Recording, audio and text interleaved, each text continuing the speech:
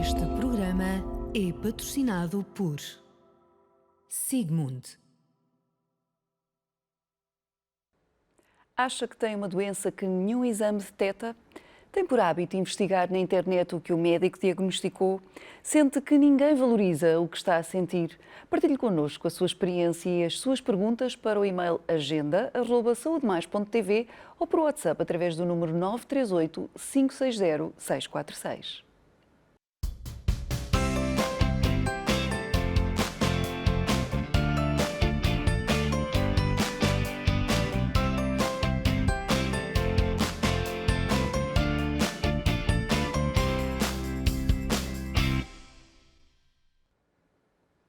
Certamente já ouviu alguém referir-se a outra pessoa como hipocondríaca. Às vezes o termo é usado até com alguma leveza. Estamos a falar de um problema sério? Condicionante? Para nos ajudar a perceber melhor o que é isto, temos connosco João Matos, psicólogo clínico e psicoterapeuta. Olá, Dr. João, bem-vindo. Olá, boa tarde, obrigado pelo convite. A hipocondria é mesmo só a mania das doenças? Não é só a mania das doenças. Antes fosse só a mania das doenças. A hipocondria é um assunto sério. As pessoas que sofrem de hipocondria estão mesmo convictas que têm um problema grave. Quem vê de fora, por vezes, pode pensar que é uma mania, porque não consegue perceber a afetação que esta doença está a ter, mas realmente ela pode chegar até ao delírio. Portanto, as pessoas estão mesmo convictas que têm esse problema. E quais são os primeiros sinais que podem levar a uma suspeita de estás a começar a exagerar e a causar um problema, esta tua obsessão? Sim. Bem, quando começa a ser muito frequente, quando começa a haver uma queixa de uma doença aqui, portanto, e depois outro tipo de doenças passado alguns dias, portanto, haver uma frequência de preocupação, pode ser um sinal que está a haver hipocondria. Por outro lado, quando a pessoa vai ao médico, não é diagnosticada porque não há nada, o médico diz que não há nada e a pessoa continua a achar que tem alguma coisa, então aí definitivamente estamos a falar de hipocondria. E em que idades é que poderão começar a surgir estes primeiros sinais? Sim. Regra geral, aparece quando a maior parte das patologias psíquicas aparecem, que é na entrada da vida adulta ou no fim da adolescência. Pode haver casos em que aparece também nas crianças, nomeadamente na pandemia aconteceu muito aparecer a hipocondria nas crianças, e também pode aparecer nos adultos, portanto, nas pessoas mais adultas. E até chegarem a perceber que necessitam de uma terapia, digamos assim, há um processo e há um assumir que as pessoas têm um problema. Como é que se consegue chegar a essa consciencialização e a esse ponto de... porque muitas vezes nós dizemos, estás com um problema, ai, não estou nada, estás agora, não é? Sim. Como é que chegamos a esse ponto e a pessoa precisa perceber que de facto precisa de ajuda? Sim, quando a pessoa vê que a conta bancária está um bocado desfalcada, porque já gastou muito dinheiro em médicos, estou a brincar, mas tem a ver com o facto dos próprios médicos, por vezes, conseguirem dizer-lhes e fazer que haja essa consciência de que não é um problema físico, é um problema psíquico, e mesmo os parentes, não é? A família, tentar chamar à razão e, por norma, a pessoa, como se quer tratar, não é? Quer acabar com aquilo, por norma aceita o diagnóstico de hipocondria e procura ajuda para a hipocondria. Vamos então à primeira pergunta do público, dos nossos espectadores, que é o primeiro, é o Eduardo Cunha, de 48 anos, de Loures. Gosto de assistir a programas sobre saúde. No entanto, às vezes, quando se fala nos sintomas, parece-me que tenho tudo aquilo e fico a pensar que poderei ter uma doença. É possível aprender a relativizar e, se algum dia tiver mesmo uma doença, ignorar os sinais? Sim. É verdade que o facto de se ouvir falar numa doença é como se a doença se transmitisse pelo ar, não é? Portanto, o hipocondríaco tem esta obsessão de tentar que nada falhe. Portanto, a nível, neste caso, das doenças, e quando há alguém que tem uma doença ou que ouve falar numa doença, é normal que ele fique preocupado que possa também ter essa doença. Em relação à relativização, ela é possível. Aliás, a hipocondria é uma coisa que cessa com alguma facilidade quando nós conseguimos transportar este foco no corpo para o foco na psique. Portanto, porque a hipocondria acaba por ser um transportar de uma ameaça negativa que há na psique, não é? Que não pode ser pensada, por causa da ameaça, da perigosidade que transporta, é transportada para o corpo. Quando nós, em terapia, voltamos lá a pôr na psique, não é? Aí fica relativizada e deixa de ser sintomática. E no caso daqui do Eduardo, ou seja, o grande stress dele é imaginar que possa ter uma coisa e não tenho nada, não vou pensar nisso e depois de facto haver. Esta é uma preocupação de muitos hipocondríacos. É porque o hipocondríaco está à procura da doença, não é? Portanto, uma coisa é estarmos atentos a sinais, como devemos fazê-lo, e se tivermos algum problema, há um sinal e tratamos. Outra coisa é procurarmos sinais. E isso é como procurar um uivado de um lobo numa floresta, não é? Nós vamos ouvir o uivado do lobo. Portanto, tem a ver com a verificação. Acaba por ser uma obsessão compulsiva no sentido de estar sempre a verificar se não falha nada a nível de doença do corpo. E como é que se consegue contrariar estes comportamentos que às vezes são tão intuitivos e... Sim, é difícil não fazendo a psicoterapia ou a psicologia clínica de inspiração psicanalítica, é difícil porque vai haver uma persistência na procura desses sintomas. Portanto, nós temos mesmo que tentar ir à origem do problema, que tem a ver com estas ameaças negativas que há internamente a nível psicológico. Indo aí, deixa-se dar o foco no corpo, passa-se a ter o foco nas questões mentais. E muitas vezes as queixas que nós ouvimos é que as pessoas não se sentem ouvidas. Quando começam a fazer terapia, esse lado de sentirem que há alguém que está ali para os ouvir, vai ajudar também? Sim, claro, sim. As pessoas sentem-se mais seguras, além desse processo da construção de uma relação segura, também ao desmontar destas questões, tentar perceber a origem do problema e esse fazer sentido faz com que a pessoa se sinta melhor. Vamos então agora à segunda questão, da Sara Figueiredo, de 32 anos, de Vila do Conde. Os meus amigos dizem que tenho a mania das doenças. Confesso que durante a pandemia me preocupei bastante e evitei alguns lugares e pessoas que achei que não cumpriam as normas aconselhadas. Desde então não consegui deixar de usar o álcool gel e tenho sempre uma máscara no bolso, caso sinta necessidade de a usar. Será que de facto tenho um problema? É tudo relativo, não é? É relativo, só vendo, mas pode ter, não é? Pode ter trazido alguma preocupação excessiva, alguma ansiedade, esta questão da pandemia, que se possa até manifestar, inclusive na hipocondria, mas só vendo o caso em si. Mas houve muitos casos, notaram que durante a pandemia, em termos de consulta, houve mais procura, porque as pessoas estavam preocupadas de facto? Sim, a pandemia foi no campo da hipocondria e noutras doenças, foi muito curiosa, porque realmente houve mais procura, porque houve mais manifestação da doença psíquica, por causa do tempo que as pessoas tiveram para estar consigo mesmas, mas para além disso foi muito curioso assistir, por exemplo, nos hipocondríacos, um alívio da doença. Porquê? Porque a doença passou a ser real, não é? Deixaram de ter que procurar a doença, há um vírus, não é? E não só, o facto de não estarem sozinhos, o facto de toda a gente estar um pouco hipocondríaca. Com as mesmas preocupações, exatamente. E, portanto, isso suavizou bastante. Isso foi muito curioso de ver. Mas, no entanto, com todas as condicionantes que houve no acesso a cuidados médicos, pelo menos o lado físico, houve mais situações de procura?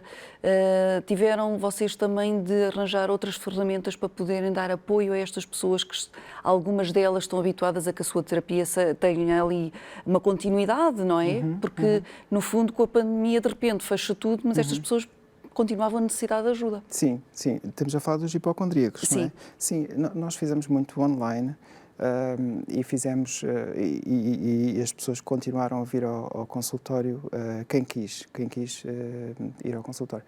Mas não notámos, de facto, que houvesse notámos um alívio da doença.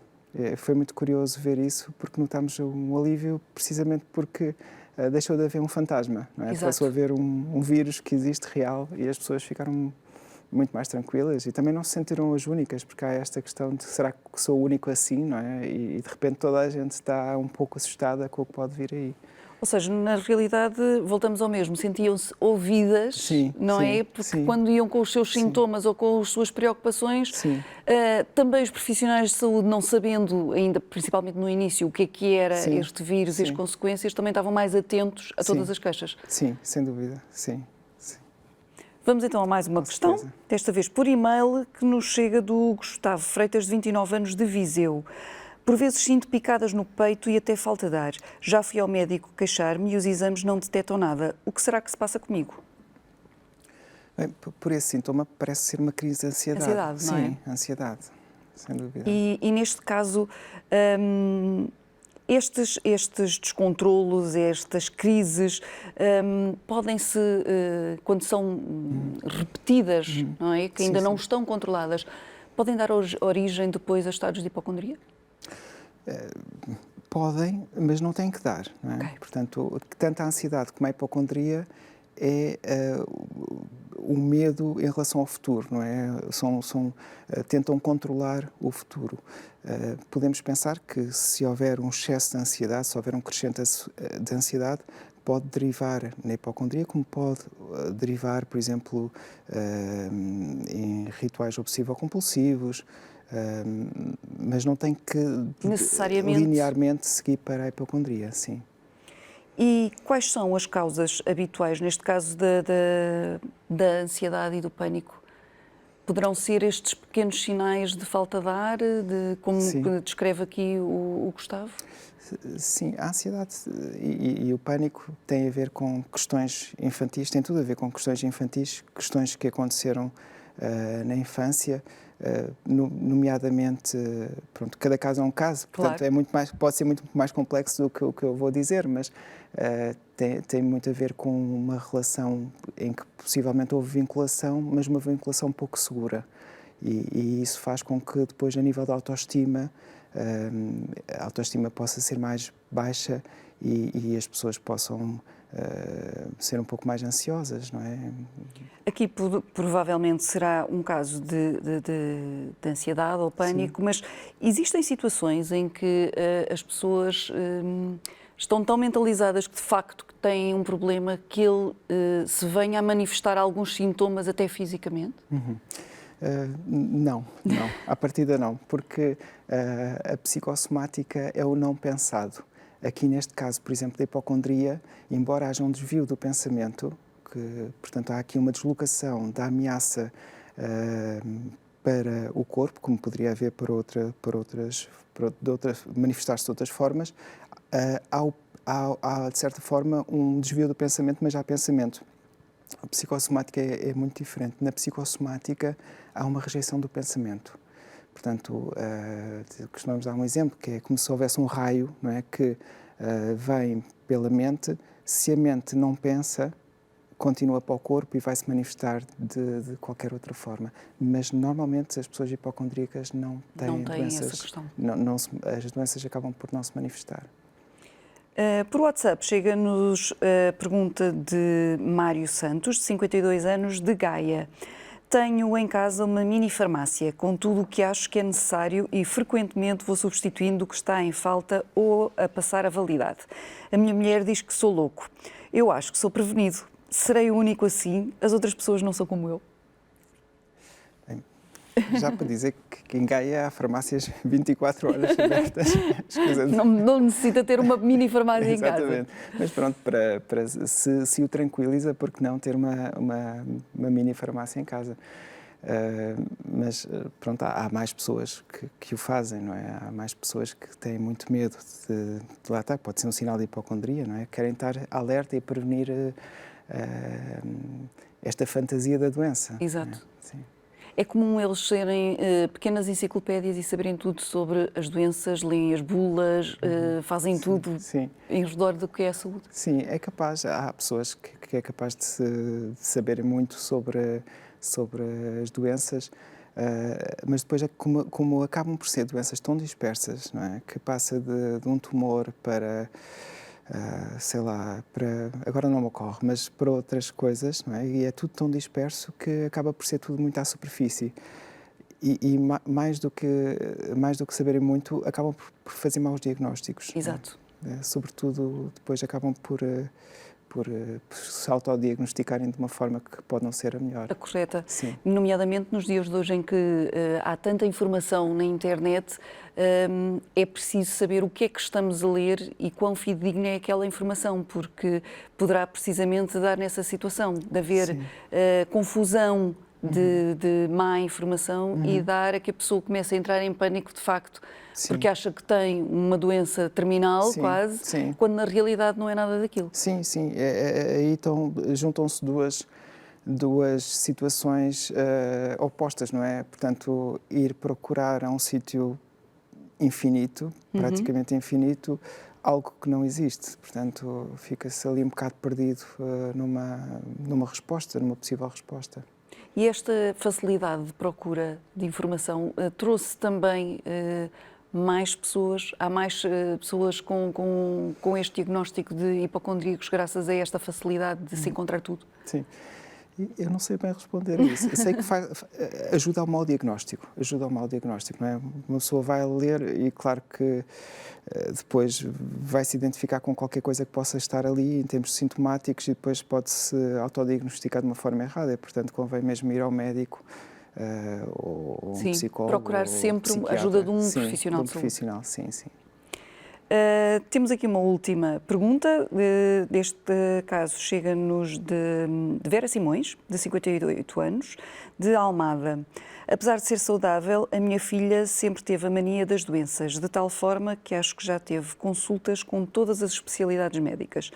Um dos médicos disse que ela parecia bastante ansiosa e que devia consultar um psiquiatra para fazer uma avaliação.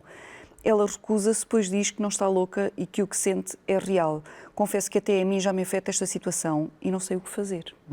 O que é que esta mãe poderá fazer em relação a esta filha? Sim, eu compreendo a mãe porque acaba por se sentir impotente, não é? Acaba por sentir estar do outro lado, como em várias patologias, e depois sente que pode fazer pouco para ajudar. O melhor é tentar marcar uma consulta num psicólogo clínico ou num psicoterapeuta e tentar que a filha vá e tentar sensibilizá-la que é só para despiste, para uma avaliação e que não tem que continuar de forma para ajudar a filha. E estas pessoas também deveriam ter a sua ajuda, digamos assim, porque à semelhança de outras doenças do foro mental, não afeta só o próprio, acaba por afetar a família e aqueles que lhes são próximos. Sim, pode procurar ajuda, mais a nível do aconselhamento parental, talvez, porque, curiosamente, os hipocondríacos não dão preocupações, mas não exercem muita destabilização a nível emocional no outro. Portanto, ficam mais retidos para si próprios, ficam mais apreensivos e vivem mais estes problemas sozinhos. Claro que a nível depois da ajuda convém os pais terem algum apoio psicológico para poderem ajudar os filhos melhor. E como é que se pode lidar com um hipocondríaco? A nível de casa, por exemplo? De casa e até mesmo a nível dos amigos com quem convive, etc. Sim. É importante conhecerem que ele tem a doença e portanto, por norma, quando alguém é hipocondríaco, até transmite essa ideia aos próximos, de forma a que eles possam apaziguar essa ameaça constante em que eles vivem. Há pouco falávamos do autodiagnóstico.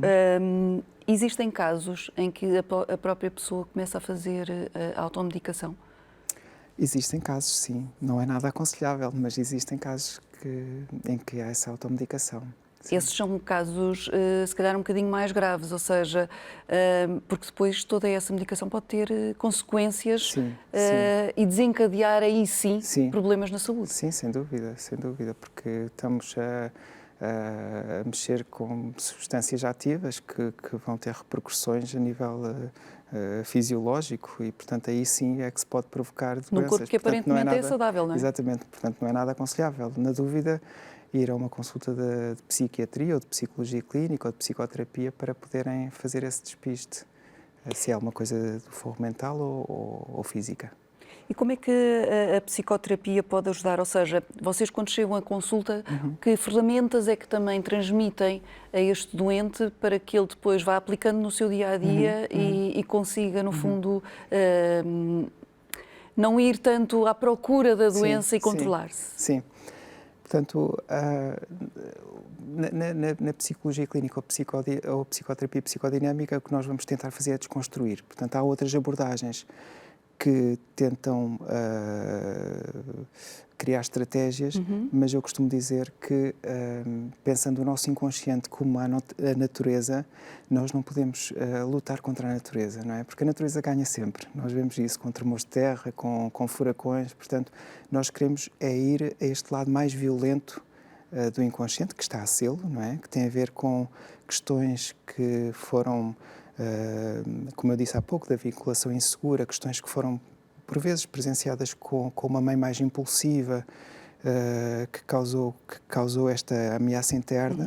Bem, pronto, é uma das hipóteses.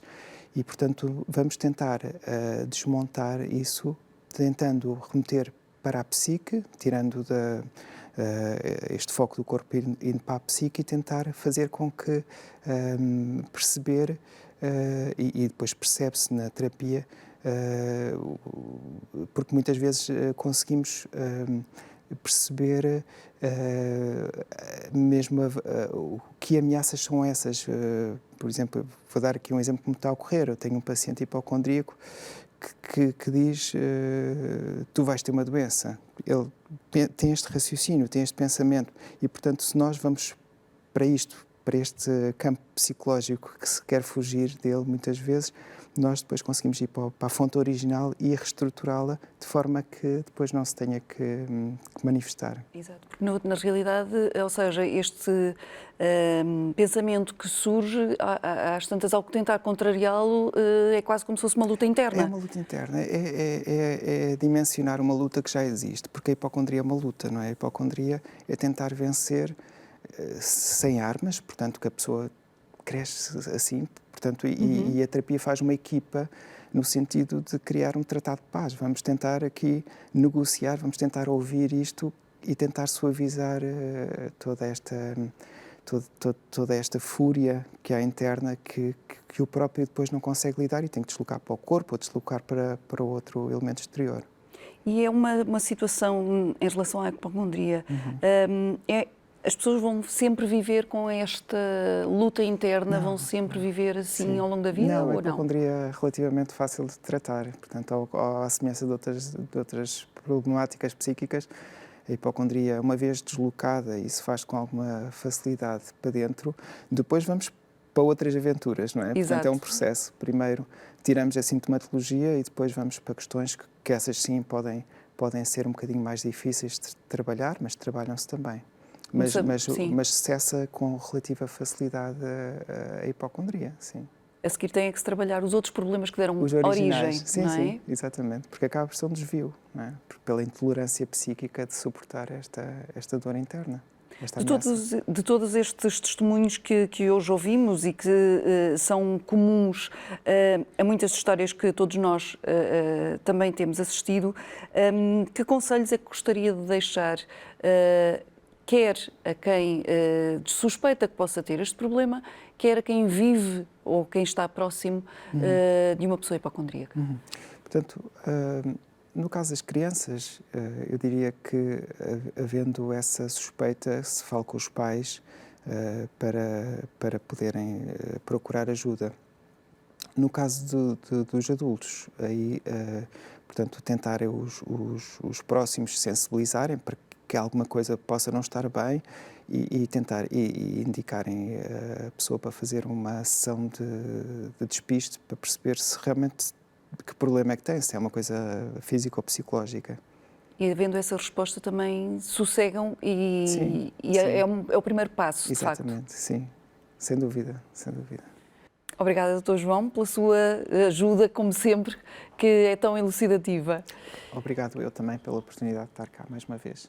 Ainda que não se possa prevenir, existem tratamentos que permitem que esta perturbação não interfira tanto com o seu dia-a-dia. Por isso, não tenha vergonha de pedir ajuda especializada, porque este programa só é possível graças a si, que está aí em casa. Partilhe connosco as suas dúvidas ou experiências. Escreva-nos para o e-mail agenda@saudemais.tv ou envie mensagem por WhatsApp através do número 938 560 646. Se preferir, poderá ainda entrar em contato connosco através das nossas redes sociais.